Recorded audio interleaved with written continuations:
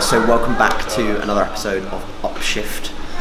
We are at the sort of similar location to last time. We're at Starbucks, and we're going to start with a little bit of an introduction to this episode, catching you up on where I was at obviously last week in terms of prep, and giving you a bit of an update on how the past week has gone. In terms of what we're going to do in this actual episode, we're going to have a push session with me and Cuba, and we're going to travel up to Normanton. We've got one of our rotations up there, one of our rotations for push at Rotherham, and we're also going to do a little bit of a Q&A in a bit when Cuba arrives, but as normal, we're running on a little bit of Cuba time, so I'm not actually sure what time we're meant to be here anymore, but we're here I think on time, just, and then Cuba's here on his separate schedule. But yeah, so looking forward to the episode itself.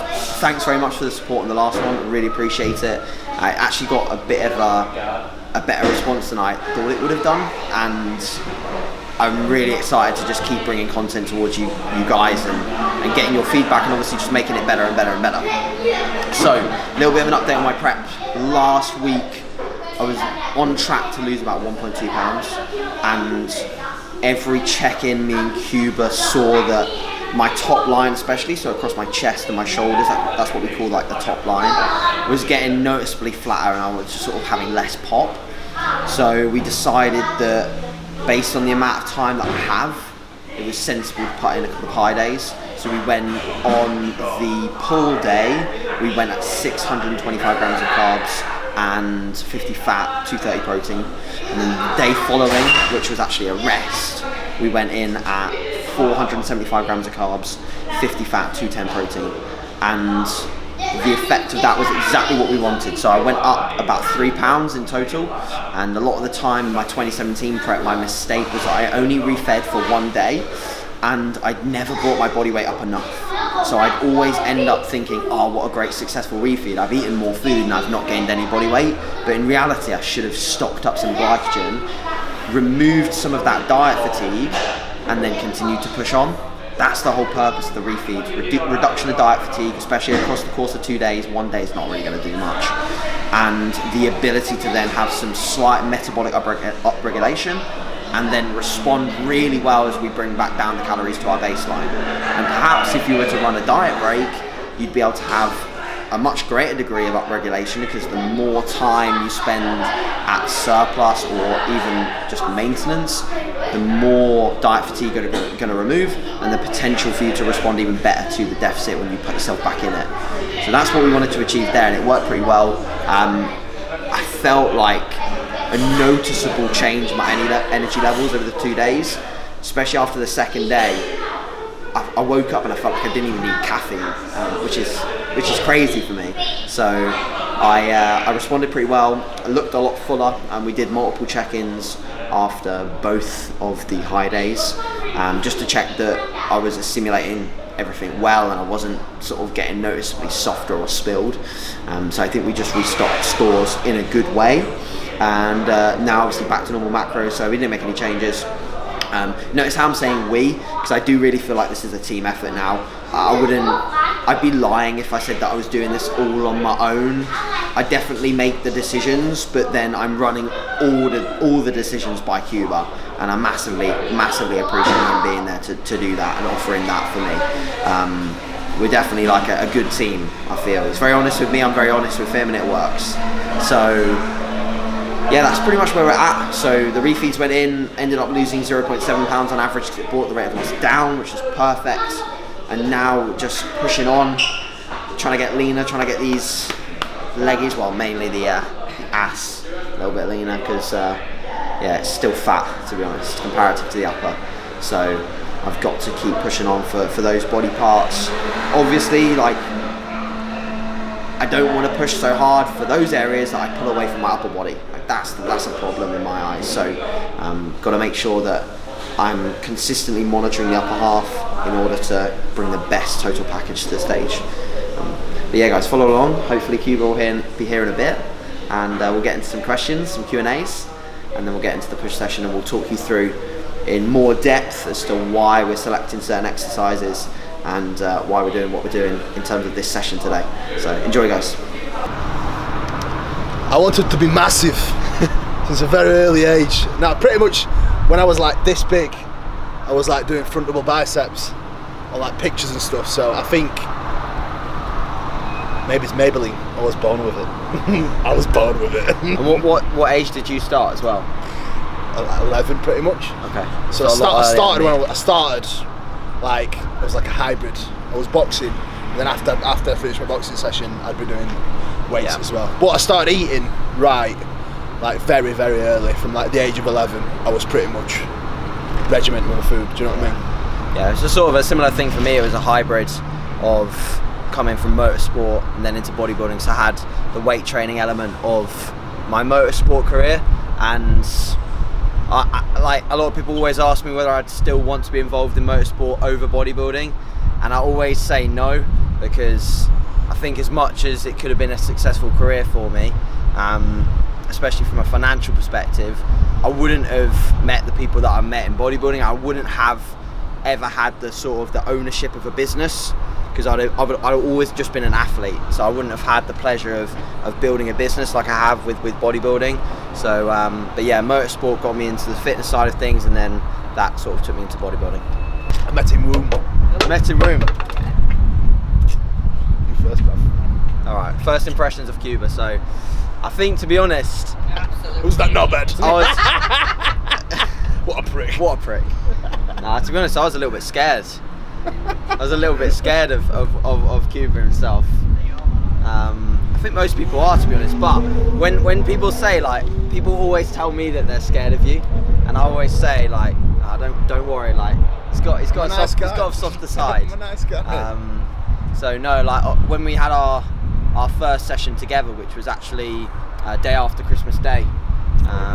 Yeah, very, very good day. That was good. We had a leg session, and it was just immediately sort of felt at ease with the big man himself. So yeah, I think the thing is, like, you take a lot from someone's outer shell, and you don't really realise the person that they are just because they're big and they wear Team Nasty clothing. It doesn't mean that let's get nasty. Doesn't mean they're gonna, like, there is bite head Ultraflex off. There is Ultraflex here and Trained by JP underpants. Trained by JP boxes. Yeah, that's a lie. I don't wear boxes. What was your first impression of me then, apart from that I'm small as fuck? No.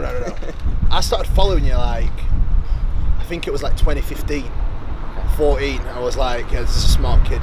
He always used to put out good content. Like, puts out good content now, but even it was putting out good content even back then. So I was like, I was always quite impressed with how little it was, but how strong it was. No, but it's like a backhanded compliment. No, but seriously, like, general public don't understand.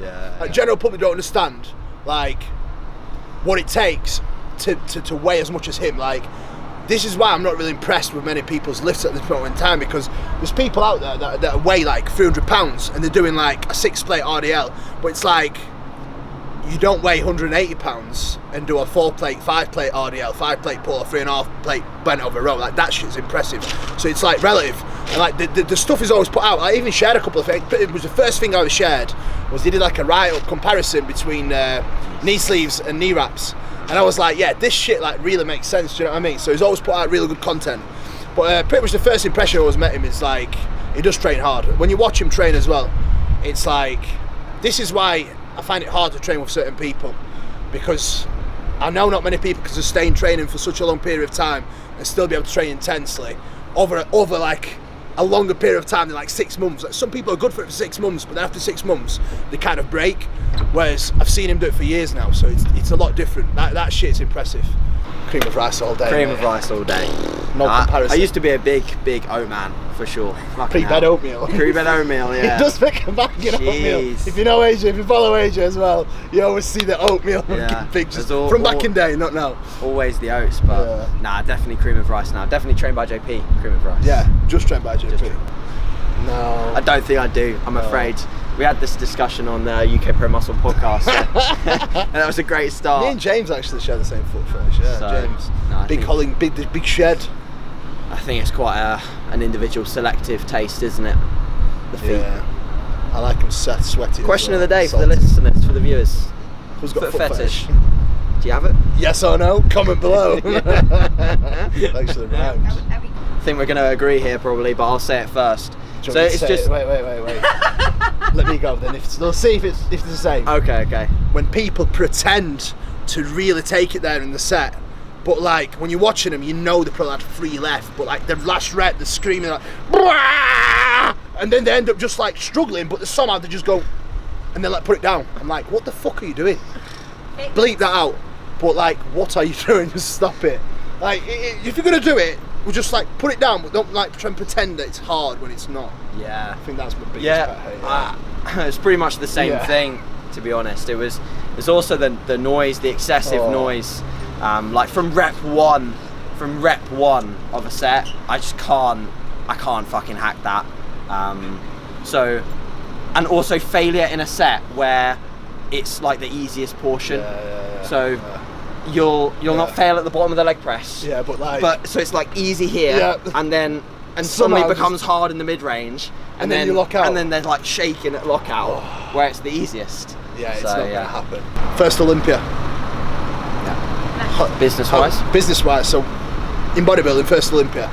Business-wise, another 2 free gyms at least 2 free gyms and coaching. But obviously, I'm already quite a bit more selective in terms of who I coach. But in 5 years' time, I really want to be working with elite athletes alone. What I mean by elite athletes is probably the people I'm coaching now will be elite athletes by then, but I solely want to focus on working with elite athletes as well. Yeah. And I think that's pretty much your kind of setup, isn't it? Oh yeah. And I think that's why we work very well as training partners and sort of like producing a bit of content together, because our goals are very aligned. Like I obviously want to be on a slightly different stage to Cuba. That's not to say that in the future I might not change my views as to where I want to be, but right now I want to be at a professional level in natural bodybuilding.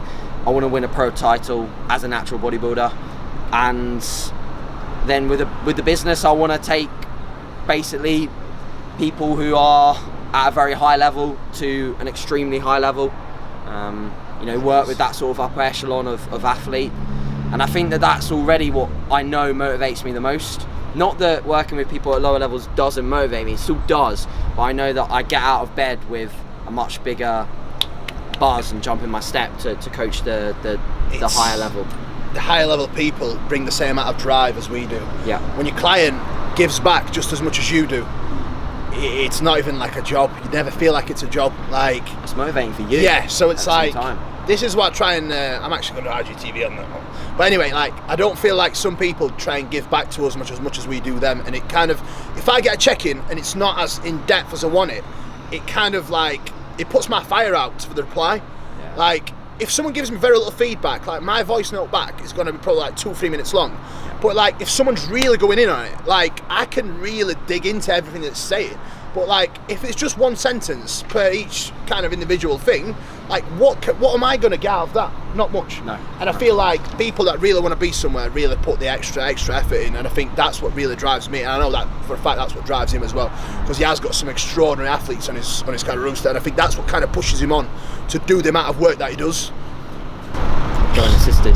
I'll put him off because I know myself, like, I would have liked to at least have done 1 show natural, but again, with the things I do and the things I go through, being assisted, I would never ever encourage anyone to do it. And that's not me being like anti-use. Don't get me wrong, like, I'm pro-use because I use it myself, but I don't encourage other people to do it. And I think right now he's got a very much niche market with his business, and I think stepping away from that would be a mistake, as end of the day, potentially he could be known as one of the best natural athletes ever. And I feel like if he went assisted, he would have to really push things to really step up to the level that he's at right now. And I don't think that would be worth the health implications that it would need for the time frame that he needs to do it at, because at the end of the day, it's like 25 now, 25 this year though, isn't it? Next year, yeah. Yep. Yeah, so like, the way you've got to look at it, you'd need to like really push things over the next 10 years. Yeah. Because don't get me wrong, like competitive bodybuilding, even in natural bodybuilding, like the time frame is very short. It's probably what, 10, 15 years at most? Yeah, definitely. So early, like late 30s, you're going to start coming back down. So I completely sort of agree with everything that Kuba said. I don't get me wrong, like it's tempting, and I think for me it's tempting for more of the gym performance things than it is the stage look. But the thing is though, you can do that once you've finished competitive natural bodybuilding. Just like when your natural test levels start decreasing, that's when you can. Do you know what I mean? Provided my knees are still working, intact. My hips still intact, and I can actually like. Right, you can still walk. So we'll see. Like I, right now, like Cuba said, I've got a niche both within my business, but also within my athlete goals, and I feel like that's why. You know, not that I wouldn't get recognition if I was assisted, but I feel like there is a lot of people doing it well in the assisted realm, and it's nice to feel like I have got something that helps me stand out a little bit. And that's not the main reason for staying natural, but it's mainly fueled by my own personal goals. And I think that the most important thing that you should take from that question, if you're a person who's watching this video, is that you should always make the decisions based on you, no one else, and not who you're trying to impress or like who you want to be online. Like it's just you, like who you want to be, and that's for yourself, not to impress anyone else. So and also do a lot of thinking before you even think about going down that route, and make sure like you get yourself on board with someone like Cuba or with someone super knowledgeable in that field, and someone that's not just knowledgeable for one reason, like knowledgeable because they've been there and done it proper. Like that's my biggest tip, because I think you can quite easily go to someone who's just read a few things or read a lot of things and has maybe not got as much in the trenches experience as Cuba has. So we'll leave that there. Alright guys, so we're at Normanton for push, we're ready. It's been a bit of a hectic journey. There was like loads of car crashes on the way to Starbucks. Then, so Cuba, I must forgive him, he was not running on Cuba time today, he was on time. Yeah, so a little bit of a delay, but we're here now. And on days like this, when you're delayed or your schedule changes a little bit, like we're probably an hour behind where we normally would be at this point, so our pre-meals come backwards a little bit, and it's just a little bit of a different setup. Don't stress, there's no reason to. What is stress gonna add to this situation? All that it's gonna do is just create a poorer situation than you're already in. At the end of the day, all that we are is a little bit late on our schedule. What's the fuss? So, not fussing about it. Just gonna get in, do our normal 5-minute warm up on the treadmill, and then get into push. And this video is gonna be push explained. We're gonna walk you through exactly how we program our push training at the moment for this session. And we come here for not only just a change of environment, it's nice to have a little bit of a change in atmosphere, but also just to have some different movements selected that we haven't got at Rotherham. So you'll see across the board, there's a few different pieces here, especially the compounds at the front of the session.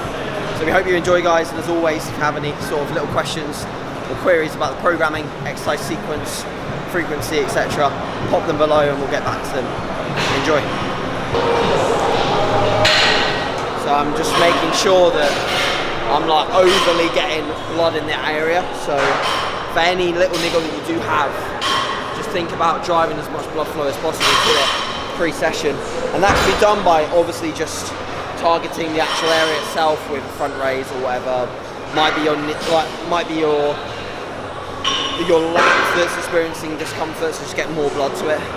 And at the end of the day, you can also direct blood flow through like Quanglum oil or Tiger Balm on the area as well.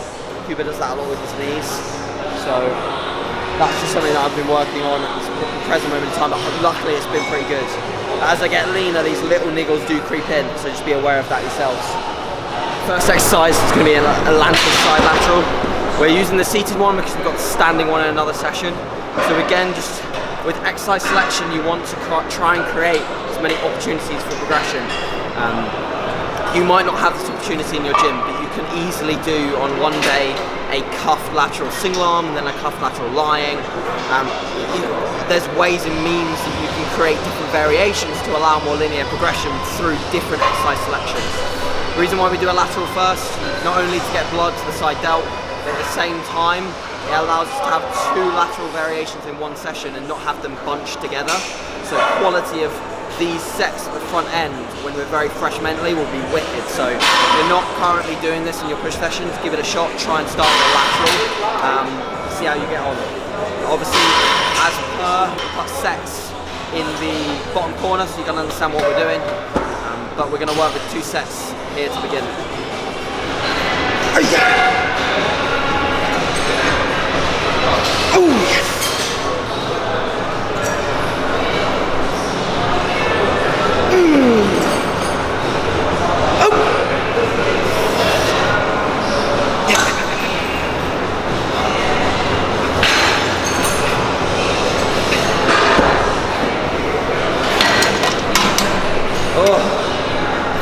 First compound movement of the day, we're at the prime incline press. As you can see, we've got multiple loading points.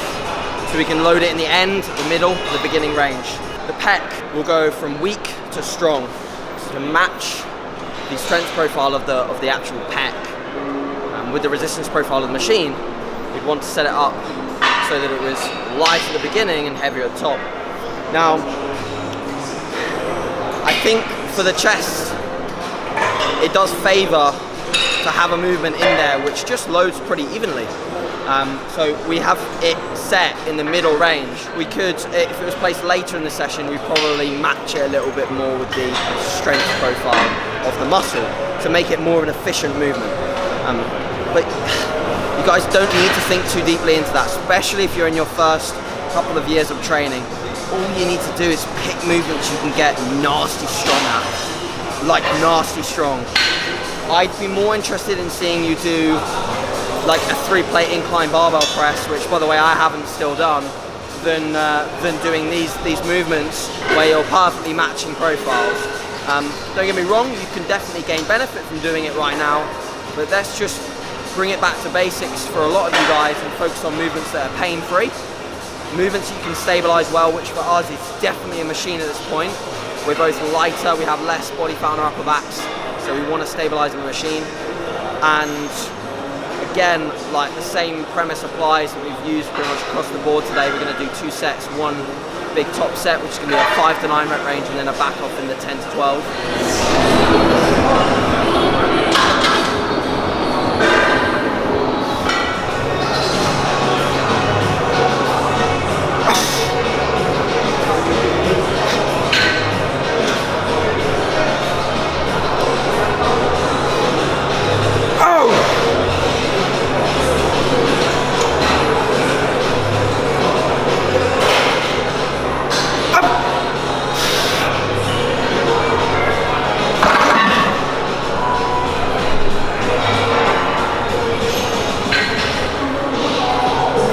Oh,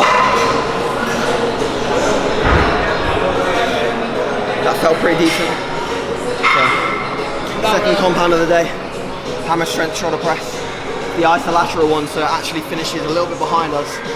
I haven't done this in a long time, but the rationale again, seems like we're doing loads of new movements. We don't tend to do this very often at all. This is just because we've had the Atlantis shoulder press in for, must be about 4.5, 5 months. How long? 5 months of the Atlantis? Yeah, 5 months. So we've really come to a point where that is dead in the waters. Like, it's dead. So we needed a replacement. We stopped really looking forward to it as well, because we knew we were just fighting for a rep here and there. Like, we've progressed over like a plate and a half to 2 plates on the movement. Like, it got to a point where it was just like a real struggle. If anything, it was just, when it gets to a point where it's demotivating, I feel like it's definitely time to move on.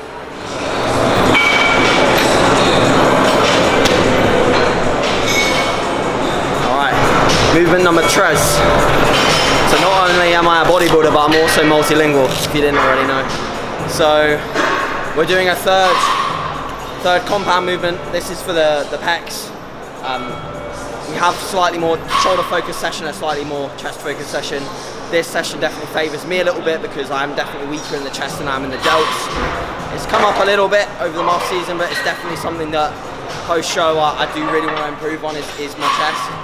But this session works really well for me in my recovery capacity. Something you always want to think about is matching your volume with your current recovery capacity, and remind yourself that recovery capacity is a fluctuating variable. It is never the same. You're stressed more one week, your recovery capacity goes down. You're less stressed another week, your recovery capacity goes up. All right, so it's like an inverse variable.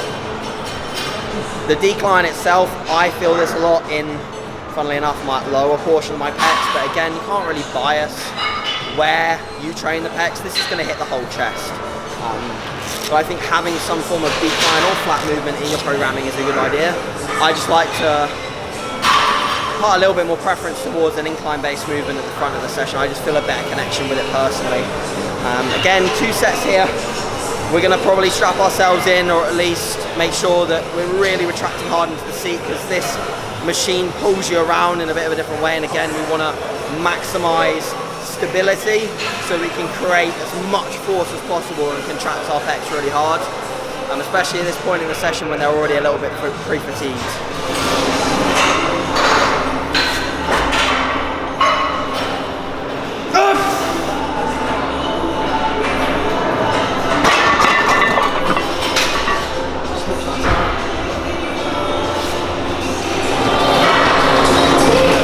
Finished off with a dip.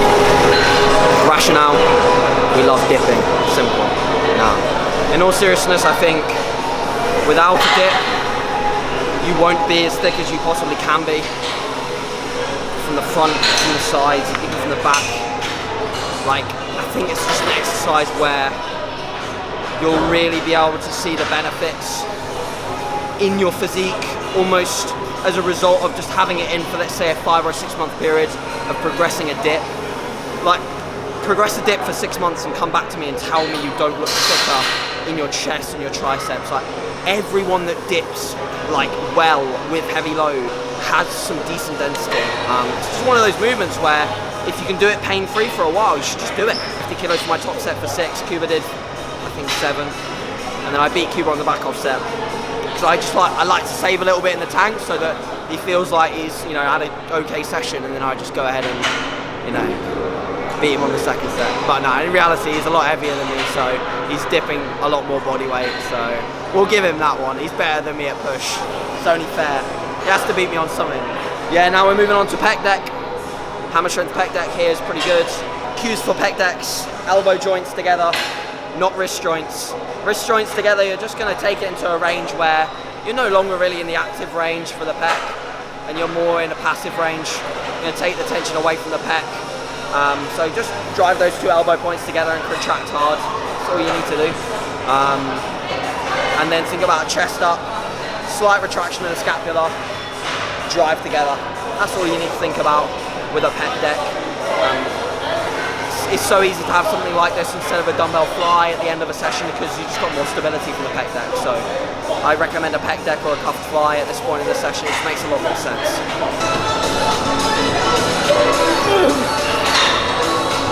Fucking contract. Yes. Too far. Alright guys, so I think we're on our 6th or 7th exercise now. We're going over to cuff laterals. So as I said at the start, we do 2 lateral variations. It ends up being a total of 5 working sets for the side delt, which to be honest isn't even that much. It probably worked out a bit higher. But again, me and Cuba at the moment are just doing an amount of volume that will just retain muscle. We're not really going to be able to, well, I'm definitely not going to be able to grow in this phase. Cuba, on the other hand, may well be a little bit, but reality is at this stage, you know, coming into single digits, we're mainly focusing on muscle retention, so we're focusing at a volume that can just maintain muscle. So we don't want to create excessive fatigue from doing too much. With the cuff laterals, again using the cuffs to basically just create a better mind-muscle connection to the side delt, but also reduce joint pressure. I talked about this in, I think it was Cuba's last video, so if you want to check that out, that was the push day. I talked a little bit about why we use cuffs for longevity in bodybuilding. Same thought process applies to cuff laterals here. For Cuba especially, handling heavy loads on all other exercises, we want to take as much pressure off the joints as we can. And besides hammering 3 servings of joint in a day from Train by JP Nutrition, using cuffs is another good tool to create not only a good exercise but a safe exercise. So, alright, so finishing off 2 tricep moves, rope push down. So this will train the short head of the tricep, and it will also challenge the tricep in its shortened position.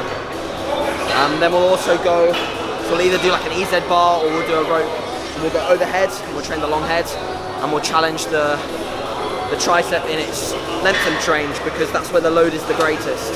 So it's a good opportunity when you're training the triceps to focus on both, as opposed to just doing like 2 push down variations. So be mindful of that in your training. Same with biceps. Challenge it in its lengthened and challenge it in its shortened as well.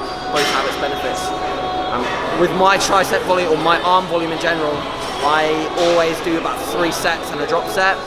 Cuba will do just 2 sets because he just doesn't need the same volume that I need. My arms are weaker than his, so again we're matching our volume based on body part specific, but also our recovery capacity is the main driver of how we select volume and exercise selection at the same time. Something I've learned from Cuba with arm training is that it's so important to actually feel like you're contracting. I know that sounds so simple and that it should make a lot of sense, and I should have been doing that like my whole training career, but I simply haven't. When I was training my biceps, I just moved the load from A to B.